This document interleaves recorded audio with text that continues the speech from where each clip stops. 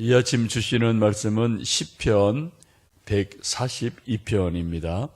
구약성경 905면 시편 142편 1절에서 7절까지 말씀 함께 합독하십니다. 내가 소리내어 여호와께 부르짖으며 소리내어 여호와께 간구하는도다. 내가 내 원통함을 그의 앞에 토로하며 내 우환을 그의 앞에 진술하는도다. 내 영이 내 속에서 상할 때에도 주께서 내 길을 아셨나이다. 내가 가는 길에 그들이 나를 잡으려고 올무를 숨겼나이다. 오른쪽을 살펴보소서. 나를 아는 이도 없고 나의 피난처도 없고 내 영혼을 돌보는 이도 없노이다. 여호와여, 내가 주께 부르짖어 말하기를 주는 나의 피난처시요 살아있는 사람들의 땅에서 나의 분기시시라 하였나이다. 나의 부르짖음을 들으소서. 나는 심히 비천하니이다. 나를 핍박하는 자들에게서 나를 건지소서. 그들은 나보다 강하니이다. 내 영혼을 옥에서 이끌어내사 주의 이름을 감사하게 하소서. 주께서 나에게 갚아 주시리니 의인들이 나를 두르리이다. 아멘. 오늘 벌써 12월 초하루가 되어서 12월 새벽 기도회를 시작합니다. 함께 오셔서 감사드리고요. 오늘 함께 읽으신 시편 142편은 표제에 보시면 다윗이 굴에 있을 때에 지은 마스길 곧 기도라고 표제가 되어 있습니다. 시편 읽으실 때 여러분이 하나 참고하실 것은 번호 옆에 있는 괄호 속에 있는 내용을 보시면 누가 지은 거구나, 지은 저자를 알 수 있고, 또 거기 옆에 간단하게 몇 가지 붙어있는 부록 같은 것이 있는데 우리 그때의 상황을 이야기해 주는 짧은 어떤 그런 이제 압축적인 내용들이죠. 그리고 오늘 142편도 보시면 다윗이 굴에 있을 때에 지은 마스길 곧 기도라고 되어 있습니다. 마스길이라는 말은 교훈을 주는 노래, 지혜로운 시, 이런 뜻을 가지고 있습니다. 사람이 일반적으로 굴에 있다는 것은 상황이 좋지 않다는 겁니다. 집에 있어야 되고, 또 다윗 같은 경우에 왕궁에 있어야 되고, 또 집에 있는 것이 정상인데 굴에 있다는 것은 뭔가 상황이 좋지 않다는 거죠. 굴은 일반적으로 어둡고 비좁고 침침하고 답답하고 이런 것이 굴이라는 상황이죠. 성경을 쭉 보시면 저희들이 새벽에 지금 사무엘서를 읽고 있는데 다윗이 사울 왕에게 쫓겨서 굴에서 숨어 지내는 몇몇 번의 일들이 있습니다. 그 대표적인 것이 22장에 보시면 아둘람 굴에 숨어 있는 오랜 시간이 있었고, 우리가 또 어제까지 본 말씀 24장을 보시면 엔게디 굴에서 숨어 있던 일들이 있게 됩니다. 지금 142편은 많은 성서학자들은 다윗이 엔게디 굴에 숨어 있을 때 도망다니다가 어쩔 수 없어서 막다른 골목에 당해서 굴에 숨어 있을 때 그때 그 답답한 상황에서 하나님께 지은 시편 기도다라고 봅니다. 도망다니는 다윗의 입장에서는 얼마나 힘들고 또 버겁겠습니까? 정말 삶이 팍팍하고 죽을 맛인 정도로 힘들겠지요. 그때 그것을 2절, 3절, 4절 보시면 자기의 답답함을 그렇게 토로를 합니다. 우리 2, 3, 4절 읽겠습니다. 내가 내 원통함을 그의 앞에 토로하며 내 우환을 그의 앞에 진술하는도다. 내 영혼이 내 속에서 상할 때에도 주께서 내 길을 아셨나이다. 내가 가는 길에 그들이 나를 잡으려고 올무를 숨겼나이다. 오른쪽을 살펴보소서. 나를 아는 이도 없고 나의 피난처도 없고 내 영혼을 돌보는 이도 없나이다. 지금 없다 이런 표현이 많이 있죠. 그리고 2절에 보시면 내 원통함이 있다, 우환이 있다, 내 영이 내 속에서 상한다, 올무가 내 앞에 있다, 오른쪽을 살펴봐도 나를 돌봐줄 사람이 없다, 내 영혼을 돌보는 이가 없다. 라고 계속해서 지금 다윗이 아주 상당하게 힘겨운 상황에 있음을 토로하고 있습니다. 한마디로 말하면 진퇴양난이라는 거죠. 사면초가라는 거죠. 사방에 자기를 도와줄 사람은 하나도 없고 다 다윗을 잡으려고 하는 그런 무리들만 가득 차게 있는 그런 상황에서 누구도 나를 도와주는 사람이 없구나. 그런 절망감에 빠져서 마음속에 원통함, 답답함, 아픔 이런 것들이 지금 다윗의 마음속에 강하게 있습니다. 그래서 3절 보시면은 내 영이 내 속에서 상한다라고 말씀합니다. 우리 사람이 인생을 살다 보면은 우리가 다 상처를 받을 때 있는데 상처는 크게 두 가지죠. 하나는 외상이 있어요. 뭐 뼈가 부러진다든지 어디 차에 부딪혀서 타박상을 입는다든지 뭐 손을 벤다든지 이런 외상이 있어요. 이 외상도 상당히 아프죠. 좀 고통, 통증이 있죠.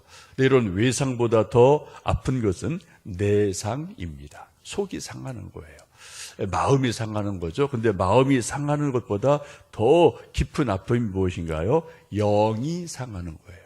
영혼이 아프다. 시편 여러분 보시면은 내 영혼이 아픕니다. 내 영혼이 통증을 느낍니다.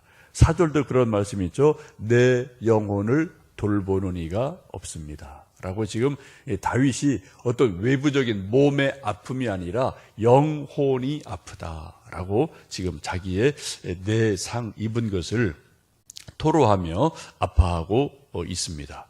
뭐 다윗의 입장에서는 그렇죠. 지금 자기가 나라에 대해서 왕에 대해서 특별하게 잘못한 것이 없는데 지금 사울 왕의 시기, 미움 때문에 계속해서 몇 년간 쫓겨다니는 입장이고 누구한테 뭐 얘기해도 들어줄 사람이 없고 또 다 뭐 왕이라는 왕권이 있기 때문에 다 모든 사람이 다 왕을 중심으로 다윗을 잡으러 다니기 때문에 그런 원통함, 영혼의 아픔이 가득하다라고 지금 토로합니다. 우리 모두는 인생을 살다 보면 누구나 다 예외 없이 뭐 다윗 같은 심각한 정도는 아니겠지만 어느 정도 이러한 일이 다 있게 마련이죠. 여러분 언제 인생을 살면서 참 답답하다, 영혼이 아프구나, 원통하구나 뭐 그런 일을 여러분 당한 일이 있으신지요? 아니면 또 그런 생각을 지금 또 마음에 품고 있는 일이 있으신지 한번 돌아보시면 좋겠습니다. 가끔 이제 신문이나 TV에 무슨 강력 사건, 살인 사건 이런 것들이 일어나면은 대부분 형사들이 이게 이제 수소문에서 수사를 할 때 가장 먼저 생각하는 게 이 사람과 평상시 원환 관계했던 사람이 누군가 이렇게 탐문을 해서 쭉 이 사람 평상시 그런 관계 누군가 이렇게 해서 수소문을 해서 이제 뭐 경찰들이 수사하는 것을 여러분 뭐 보고 또 이제 그래서 잡는 경우도 종종 있죠. 디모데후서 3장에 보시면 사도 바울께서 말세에 대해서 여러 가지를 말씀합니다. 말세의 사회 심리학적인 현상들에 대해서 벌써 2000년 전에 사도 바울이 이런 여러 가지를 예언을 하고 계세요. 그 중에 하나가 사람이 원통함을 풀지 않는다 그 말씀이 있어요. 돈을 사랑한다, 자기를 사랑한다, 원통함을 풀지 않는다, 갈수록 각박하다 이런 몇 가지 한 10여 가지가 쭉 나와 있는데 그 중에 특징이 사람들이 원통한 일을 풀지 않는다. 그런 말씀을 합니다. 여러분 참 대단하죠? 2000년 전에 사도 바울이 우리 말세를 당하고 말세를 살고 있는 사람들의 사회 심리학적인 현상들에 대해서 아주 정확하게 지금 꿰뚫어 보고 계시거든요.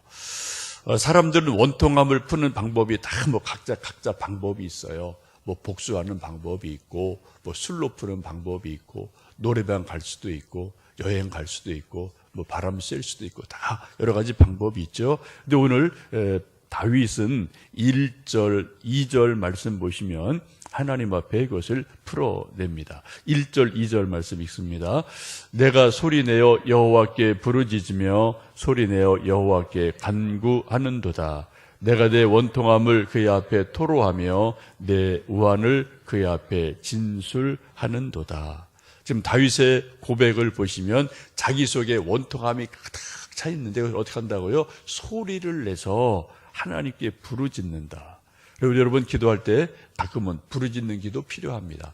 저희들이 새벽에는 고요하게 침묵으로 기도하는데 어제 저녁 금요 기도회도 그렇고요. 수요일도 그렇고 저희들 모일 때는 좀 통성 기도를 해요. 기도에는 크게 두 가지가 있어요. 하나는 부르짖는 기도. 성경에 대부분 부르짖으라고 그래요. 왜요? 우리 속에 있는 것들을 하나님께 일단은 소리로 아뢰는 그러한 것이 있고, 또 하나는 우리 사람이라는 존재가 이렇게 속에 뭔가 막 쌓여 있어요. 이것이 뭐 본능적으로 소리를 내서 폭발시키는 이런 것들이 또 필요한 우리 뭐 심리적인 구조가 있기 때문에 부르짖으라라는 말씀이 참 많이 있습니다. 지금 다윗도 어떻게 해요? 자기 속에 있는 원통함, 답답함을 하나님께 부르짖는다. 또 2절 보시면 그 앞에 하나님 앞에 토로한다. 하나님 앞에 내 우환을 진술한다. 하나님께 다 일일이 아뢰는다 라고 지금 말씀을 하고 있습니다. 우리가 잘 아는 기도의 어머니 한나도 보면은 사무엘서를 보시면은 원통함이 가득한 여인이다라고 자기 스스로를 이렇게 소개를 하죠. 한나가. 그런데 그 원통함을 어떻게 이야기하고 풀어갑니까? 하나님의 집 성전에 올라가서 통곡하고 기도했다라고 성경은 말씀해요. 하도 통곡하고 막 울부짖으니까 제사장 엘리가 보기에 술 취했구나 라고 오해해서 좀 술 좀 그만 먹어라 라고 책망을 받을 정도로 그렇게 슬피 울며 통곡하고 원통함을 풀어냈다고 한나의 기도에 대해서 말씀하죠. 그리고 나서 그런 기도를 보고 엘리 제사장이 이제 내가 원통함이 있어서 하나님께 기도하는 겁니다. 근데 그런 말을 듣고 하나님이 내 기도 들으시길 원한다라고 축복해서 태어나는 아들이 사무엘이라는 위대한 아들이 태어납니다. 여러분 기도는 뭐 침묵해도 좋아요. 때로는 그러나 여러분 소리를 내서 정말 목소리를 높여서 하나님께 부르짖는 것도 좋은 기도임을 기억하시고 소리 기도와 또 침묵 기도를 병행하시면 좋겠습니다. 이렇게 하나님께 간절히 부르짖어 기도할 때 어떻게 기도하는지 5절 보시면 그렇게 말씀하죠. 하나님에 대한 이제 고백, 믿음을 지금 토로하고 있습니다. 5절을 읽겠습니다. 여호와여 내가 주께 부르짖어 말하기를 주는 나의 피난처시요 살아있는 사람들의 땅에서 나의 분깃이라 하였나이다. 사람에게는 100% 완전히 실망을 했죠. 자기 장인이에요, 사울이. 또 자기를 한때 칭찬했던 사람입니다. 그런데 하여튼 왕권을 놓고 틀어지게 되고 이제 장인과 또 사위가 또 원수가 돼서 다투게 될 때 더 이상 장인도 믿을 수 없어요. 친척도 믿을 수 없어요. 근데 그런 상황이 딱 벌어지고 나니까 그런 고통 속에서 다윗이 하는 말이 5절에 여호와여 내가 주께 부르짖어 말합니다. 주님이 나의 피난처십니다. 살아있는 땅에 있는 모든 사람들의 분깃입니다. 다윗이 자기의 피난처가 누구라고요? 하나님밖에 없습니다. 라는 것을 절망스러운 상황 속에서 깨닫습니다. 참 묘하죠? 사람들은 서로 좋을 때는 당신이 내 뭐 편이야, 내 또 바람막이야, 내 방벽이야 이런 말을 다 하는데 어떤 어려운 일이 딱 당하면은 다 사람에게 실망하면은 마지막 우리가 기댈 곳은 하나님밖에 없다라는 것을 다윗도 이제에서 깨닫게 되죠. 그리고 하나님만 나의 피난처이십니다. 라고 하나님만 의지하는 그런 토로를 하며 기도를 합니다. 여러분 우리가 어려운 일을 당할 때 사람들을 만나서 뭐 상담 받는 거 필요합니다. 도움이 되죠. 또 친구 만나서 수다 떨고 이야기하는 것도 중요합니다. 또 뭐 나름대로 뭐 답답함을 털어낼 수 있죠. 그러나 여러분 그것은 다 미봉책에 불과하고요. 우리 사람이 정말 답답한 일을 당할 때 가장 좋은 해결책은 하나님께 털어놓는 겁니다. 하나님께 마음속에 가장 깊이 있는 그 모든 것도 있는 그대로 하나님께 토로하고 털어내면 하나님이 들으셔요. 그럼 하나님의 처방이 나옵니다. 사람도 다 처방 나름대로 해주죠. 뭐 상담가도 그건 이렇습니다, 저렇습니다 분석하고 뭐 이렇게 오세요, 또 일주일 더 후에 오세요, 뭐 우리 6개월간 뭐 상담합시다, 다 뭐 이런 처방이 있는데 효과가 나름대로 조금 있죠. 근데 여러분, 그것은 완벽한 처방이 아니더라고요. 하나님이 주시는 처방이 완벽한 처방입니다. 여러분, 기도할 때 하나님을 100% 끝까지 신뢰하고 하나님께만 기도하시면 여러분, 하나님이 해결해 주시는 하나님의 방법이 분명히 있어요. 기도할 때 요거를 이제 경험하셔야 돼요. 요거를. 그러면 기도가 더 깊어져요. 그리고 또 하나님이 주시는 처방은 완벽합니다. 후유증이 절대로 없어요, 이거는요. 근데 사람이 해주는 거는 부족해요. 또 일이 또 생겨요. 그래서 우리가 절대적인 하나님에 대한 신뢰를 가지고 하나님이 나의 피난처이십니다 라고 하나님께만 기도할 때 하나님 주시는 놀라운 은혜가 일어나게 될 줄로 믿습니다. 어떻게 해결해 주시나요? 7절 말씀을 읽어보십니다. 내 영혼을 옥에서 이끌어내사 주의 이름을 감사하게 하소서. 주께서 나에게 갚아 주시리니 의인들이 나를 두루리이다. 놀라운 반전이 일어나죠. 앞에는 내 영혼이 원통합니다, 답답해 죽겠습니다, 여러 가지 막 토로하는데 깊은 기도를 하고 나서 하나님께 위로를 받은 다윗이 하는 고백이 내 영혼을 옥에서 이끌어내 주셨습니다. 자유함이 있어요. 해방이 있어요. 치유가 됐어요. 그래서 내가 주의 이름에 감사하게 하소서. 그리고 나에게 하나님 갚아줄 것을 갚아주십시오. 그리고 그전에는 홀로 있었습니다. 근데 이제 하나님께서 회복을 주심으로 의인들이 다윗을 둘러싸요. 옛날에는 원수가 둘러싸고 있었는데 기도를 깊이 하고 하나님께 역사하시니까 하나님께서는 다윗을 둘러싸고 있던 사람을 바꾸어 주시죠. 옛날에는 적대자들을 사방에 다 빙 둘러놓게 하셨는데 기도가 되어지고 하나님이 기도로 응답하시니까 다윗을 응원하는 의인들이 다윗을 둘러싸고 있다라고 성경은 말씀을 하고 있습니다. 이게 기도라는 거죠. 이게 하나님의 은혜고 하나님의 역사하심이라는 것입니다.